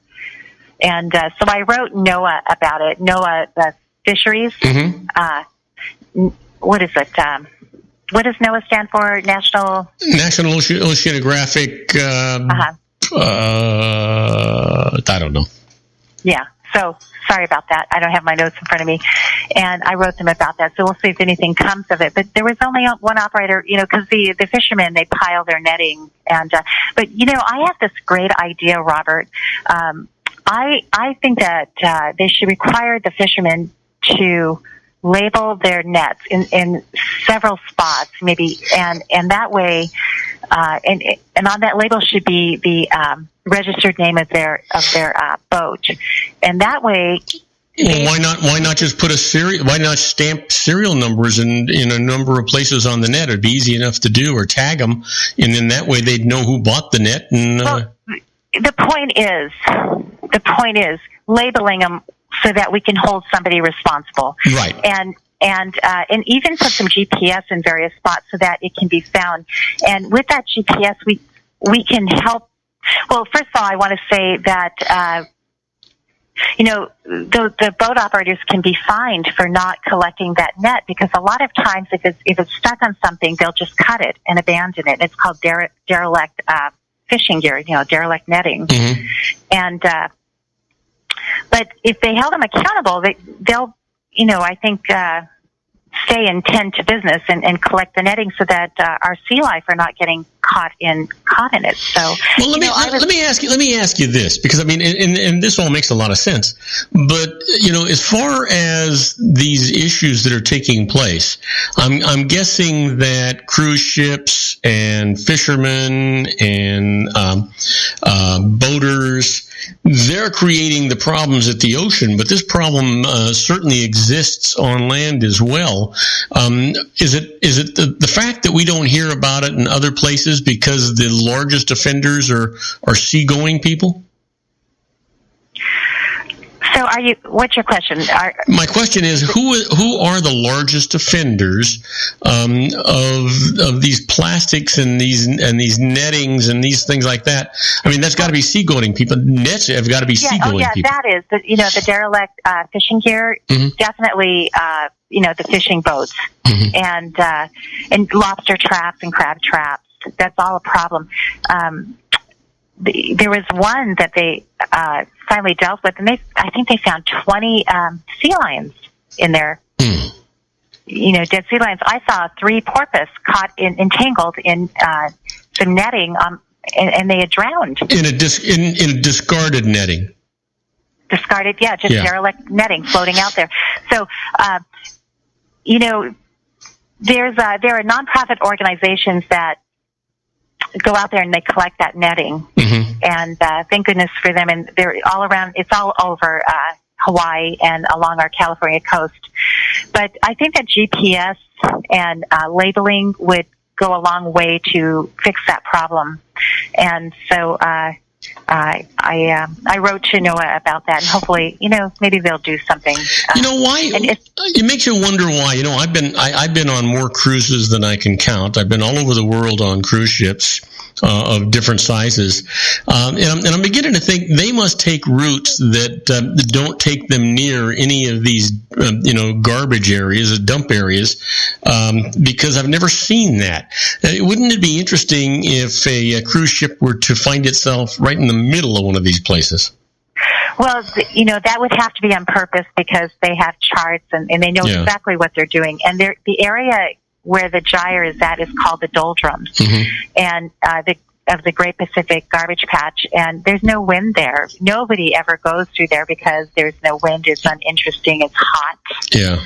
And it's just a natural gyre where the currents, bring the trash to that area. Yeah, you have to be headed there, otherwise there's no reason to be there. Right. It's nobody goes through it. So, shall I introduce next week's guest? Yes, yes, please, because we got 1 minute left. This is Dr. Cynthia E. Rosenzweig, and she is a senior research scientist at NASA Goddard Institute for Space Studies, and she is co-director of the Urban Climate Change Research Network, UCCRN. Wow. It's very impressive, and it's a science. They're working with cities. It's science-based assessment to address climate risks for cities, adaptation, mitigation, and policy mechanisms to help cities prepare for climate change, because climate change is real. Boy, you know what? That's going to be a fascinating show. I'm looking forward to it, Suzette. Right. So that's next week, same time, same place. That's going to be wonderful. Hey, listen, this was an interesting show. I really enjoyed it. I hope you don't mind me asking. You know me. I'm inquisitive. I ask lots of questions.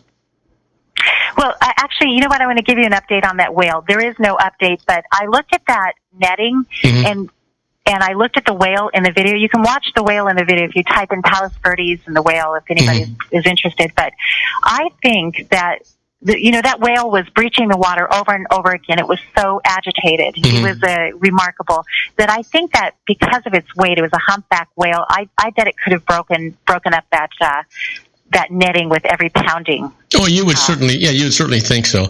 Anyway, darling, we're over time. We got to go. You had a fascinating show today. Thank you so much. I really enjoyed it, and I know that everybody else did too. Good. Thank you. And I look forward to talking to you next week. I think NASA's going to be fantastic. Yep. Until next week. All right. Bye, everyone. Stay safe. Make everybody's life better because you're in it, will you? Thank you. All right. Bye-bye. Now, we'll be right back with the happy birthdays for the day, the secret daily teaching for your life, the Harvard business tip of the day, and interesting but useless facts. Don't go away. We'll be right back. If you want to increase your client base and sales, then consider this, the Relationship Building Network at RBN. Given the current economic conditions and challenges, we all need to work smarter, make smarter decisions, invest our hard-earned dollars where it'll yield the best return for our investment. Many business professionals claim that the most effective networking group in Orange County is RBN. No other networking group or organization can offer what RBN offers. Make every year your best year. Join RBN and start reaping the benefits today. Nearly 3,000 businesses have joined RBN and experienced those benefits. Why join RBN? It's one group. It's one membership. It's no renewals. It's all through Orange County. RBN is a freestyle networking group. No mandatory attendance, no restrictions, no rules, and no penalties. Call them at 949-830-5776 or go to their website at rbninfo.com. That's 949-830-5776. If you've ever dreamed of having your own business to make your life secure, Water's Edge Wineries might be just the ticket.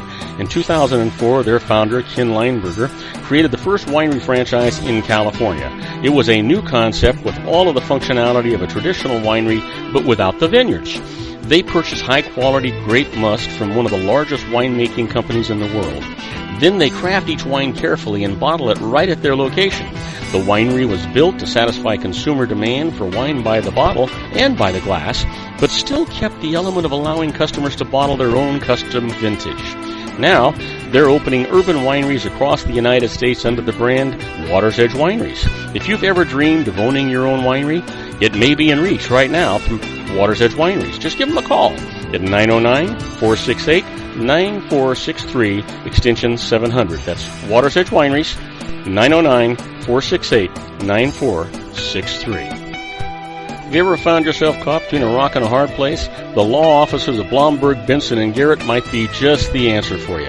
The attorneys of Blomberg, Benson, and Garrett have been serving the Inland Empire since 1989. They're dedicated to the aggressive litigation of civil, criminal, and real estate matters.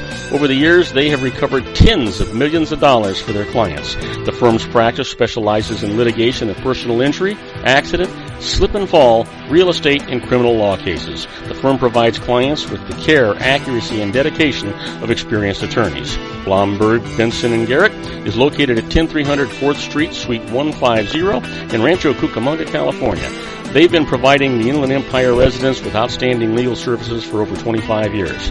They look forward to providing you with aggressive legal representation. Call them at 909-945-5000, where you can talk to a person, not a machine.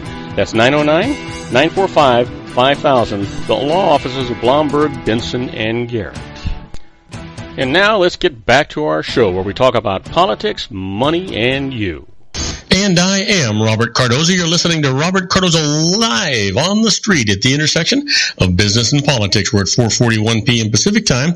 It's currently 80 degrees here in the heart of the Inland Empire in sunny Southern California. Well, it's going to go on all the way down to 59. I can't hardly wait for that. But, well, you know what? You know what today is, don't you? Sure you do. It is Tuesday, October the 20th, and it is somebody's birthday.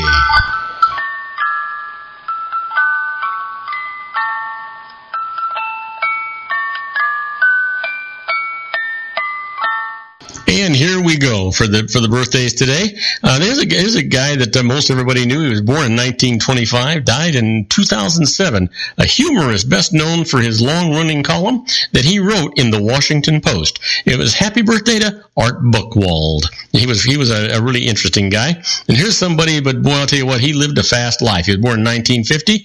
Songwriter, singer, and the frontman for Tom Petty and the Heartbreakers, Tom Petty. And finally, here's one that, you gotta wonder where some of these people got their names, right? A young fellow was born in 1971, Grammy Award nominated American rapper, record producer, and actor, best known as an MC in the hip hop scene. Happy birthday to Snoop Dogg. Yep, that was it. Now, can you imagine? Well, you can't. Never mind. So let's talk about what happened today in history. Well, on October 20th, 1955, publication of The Return of the King, being the very last part of The Lord of the Rings, was actually done. And in 1968, former First Lady Jacqueline Kennedy marries Greek shipping tycoon Aristotle Onassis. And then finally, in 1977, a plane carrying Leonard Skinner crashes in Mississippi, killing lead singer Ronnie Van Zant and guitarist Steve Gaines, along with backup singer Casey Gaines, the road manager, pilot, and co-pilot. Well, the quote for today comes from John Burroughs, and John says, "I still find each day too short for all of the thoughts that I want to think, all of the walks that I want to take, all of the books that I want to read, and all of the friends that I want to see." Wow, how prolific is that? How wonderful is that? Gee whiz. Well, let's talk about the secret daily teaching for your life. And the secret today is, how do you become more aware? Well, one way is to stop and ask yourself, what am I thinking now? What am I feeling now? The moment you ask, you are aware because you have brought your mind back to the present moment. Think about it. You're in control of everything that goes on in your life. Just the way that it happens to be, guys. Just the way that it happens to be.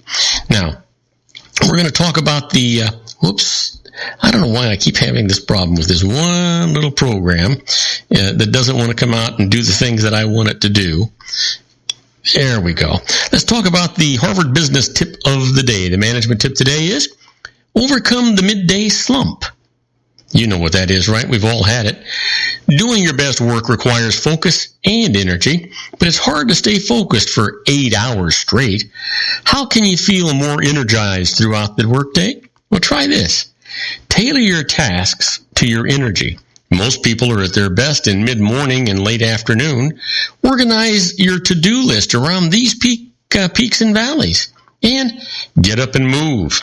Any kind of physical movement will boost your alertness and energy levels. Take a brisk walk around the block. Walk up some stairs or stretch at your desk. All of that's going to help you. How about meditating? Mindfulness exercises are a great way to engage in restoration during the day. Even Steve Jobs swore by that. And don't rely on caffeine. Rather than giving you more energy, coffee masks the effect of low energy levels. Use it strategically, like ahead of a big meeting. And then finally, here's the big one. Get more sleep. It's the number one predictor of success. Getting the right amount of sleep. Well, it is time for our interesting but useless facts. Let's get them going. I'm never going to run out of these things. So far I've given you in the last month or so about 173 of them, and I still have about 12,000 of them that I can give you. So let's move on along with them. Did you know the average bed contains over 6 billion dust mites? Where are you sleeping tonight? Give that some thought. How about this? Did you know that the average person's skin weighs twice as much as their brain? Now, there's a thought for you. Yeah, that is a thought when you think about it. Try this one on for size. Did you know that poor eyesight, that's myopia, is associated with a higher IQ? Oh, I'm going to remember that.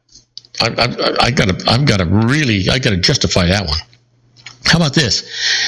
According to an old English system of time units, a moment is 1.5 minutes. That's a moment. Did you know that?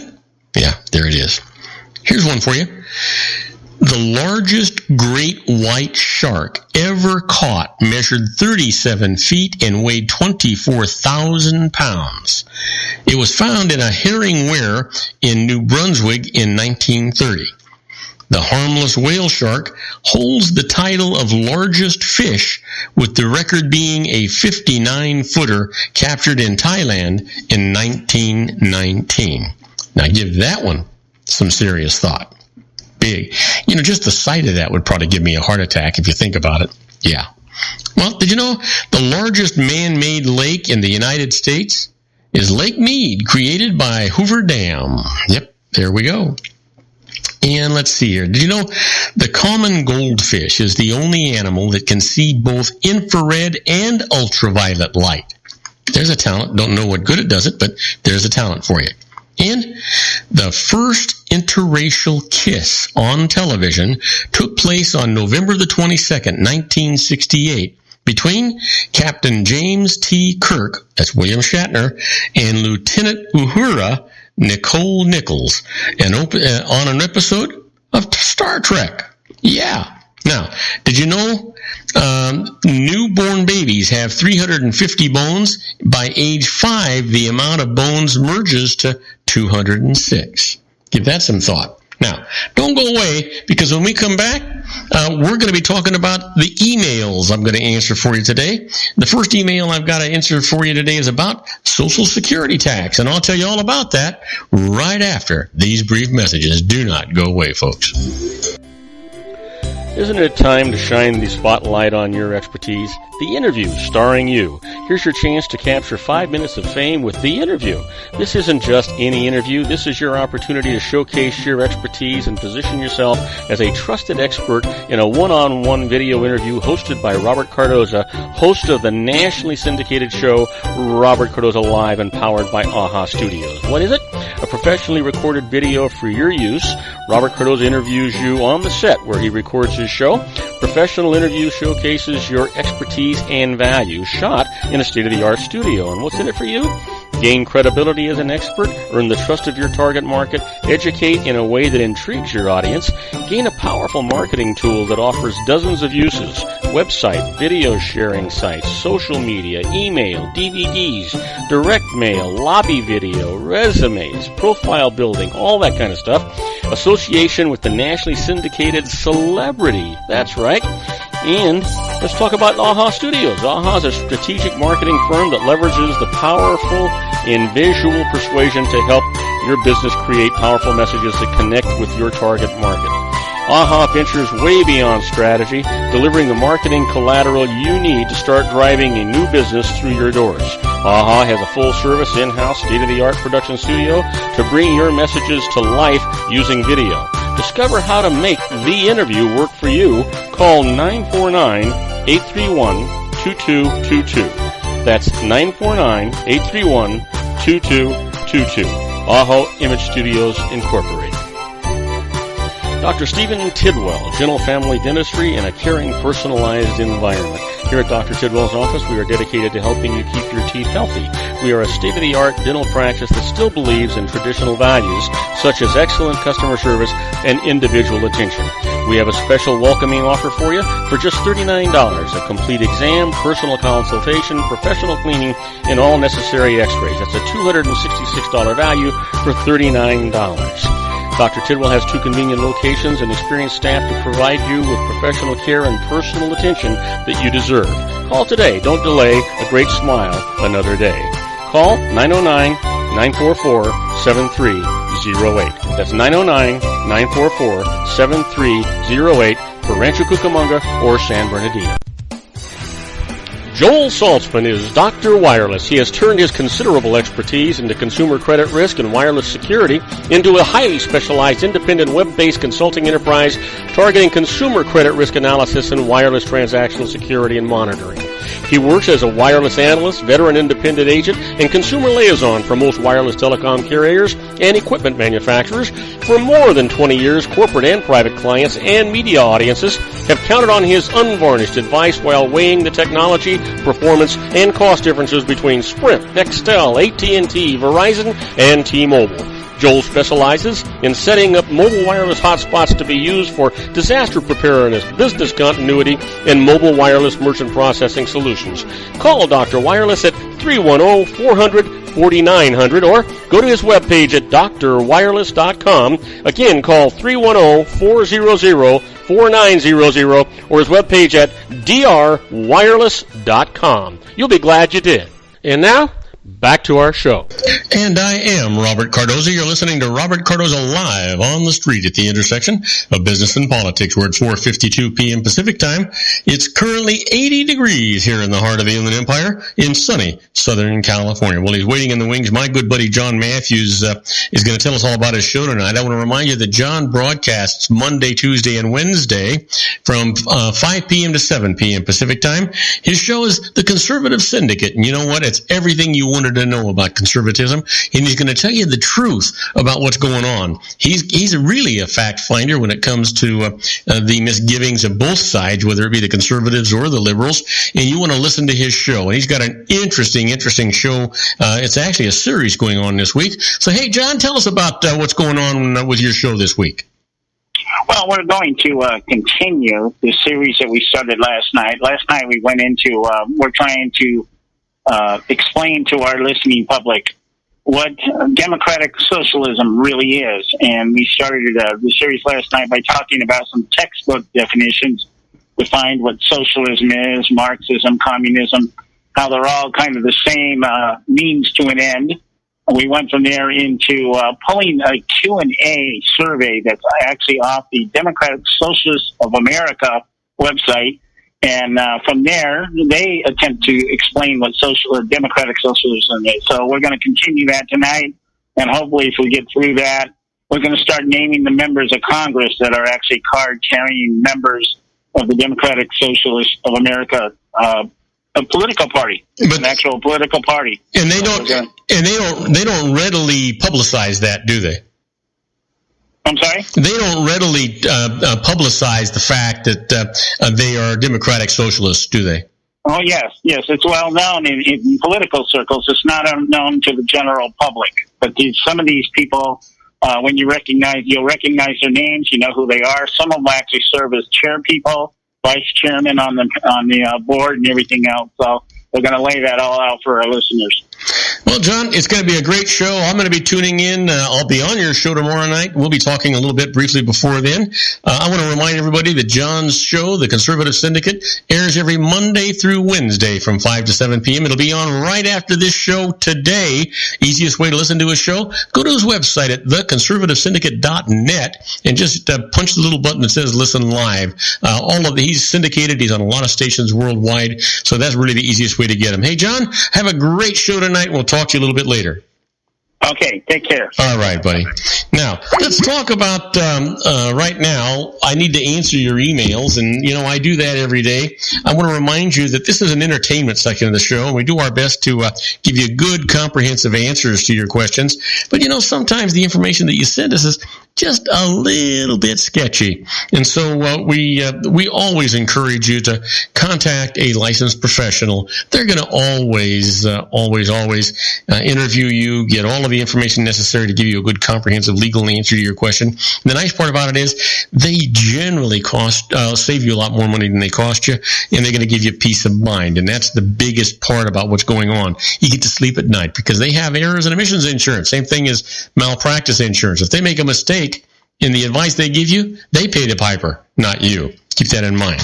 Well, my email today comes from Juan Pablo Estrada from Mishawaka, Indiana, asking about Social Security tax and says, I just lost my job. Can I keep paying Social Security tax voluntarily while I'm unemployed to prevent my Social Security benefits from being reduced? Well, you know what, Juan Pablo? The answer to your question is no.